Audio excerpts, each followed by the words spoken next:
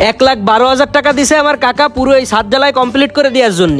ছাদ ঢালাই যে অর্ধেক দিছেন, তাহলে এতগুলো টাকা দিছে কি জন্য আপনাকে? ছাদ ঢালাই তো অর্ধেকের বেশি হয়ে গেছে, আর বাকিটুকু কয়েকদিনের ভিতরে করে দেবানি। আপনি যে জয়েন্ট দিয়ে ছাদ ঢালাই দেবেন, তাই এই জায়গা আবার সমস্যা হবে না? আরে ভাই কিসের সমস্যা হবে, ঢালাই দিলি পরে আর বোঝাই যাবে না নে।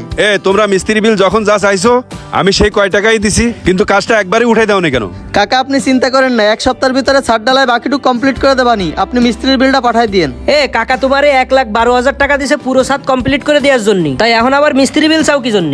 আরে ভাই মিস্ত্রিকে আবার বিল না দিলে ওরাকে ফ্রি কাজ করবে নাকি? আর আমি তো পুরো ছাদ ঢালাইয়ের টাকা নিইনি, যতটুক ঢালা দিছি ওই কয় স্কয়ার ফিটের টাকা নিছি। হিসাব সব লেখা আছে, দেখেন 1 টাকাও বেশি নিনি। আচ্ছা ঠিক আছে, আপনারা বেশি নিছেন না কম নিছেন তাই হিসাব দেখে ইঞ্জিনিয়ারের সাথে আলোচনা করলেই সব বেরোয় যাবে না। টাকা পয়সার হিসাব কিতাব আগে করি, তারপর আবার কাজ শুরু করবেন। কাকা ইঞ্জিনিয়ার একটা ফোন দিয়ে ডাকেন, আর আপনারা জানাচ্ছি। 1,12,000 নিছি, এত টাকা কবে নিলাম?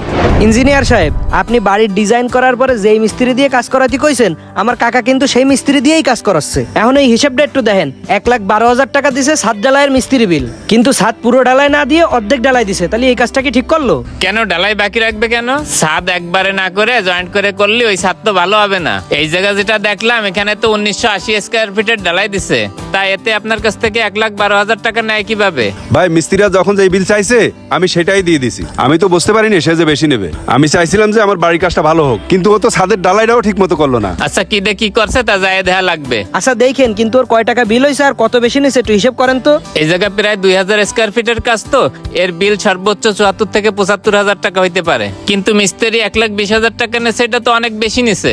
বেশি নিছে, এখন তাহলে কি করা যাবে তাই কর। সমাধান তো একটা করতে হবে, তাই চলো যাই দেখি। আচ্ছা ঠিক আছে চলেন তাইলে।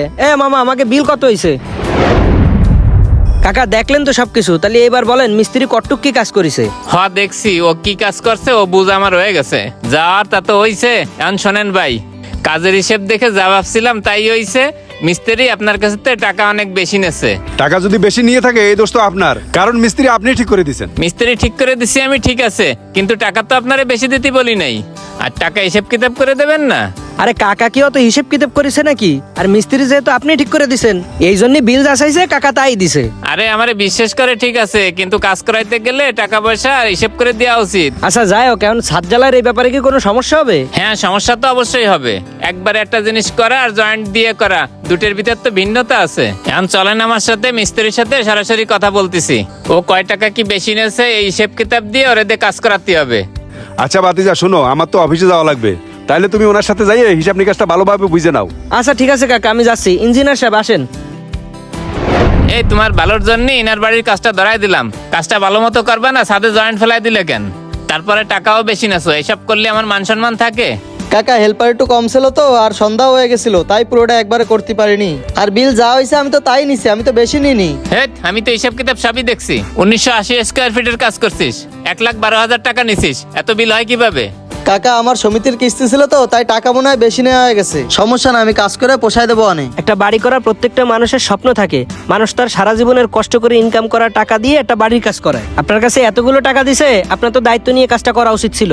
আর আপনি যতটুকু কাজ করবেন সেই কাজের পারিশ্রমিক সেই বিলটুকু আপনি নেবেন। আপনি একটা মানুষের কাছ থেকে অতিরিক্ত বিল নিয়ে এই কাজটা তো আপনি ঠিক করেননি। ভাই বেশি নেওয়া গেছে আমি বুঝতে পারিনি, আর বললাম তো কাজ করে দেবানি, টাকা কাইটে রাখেন।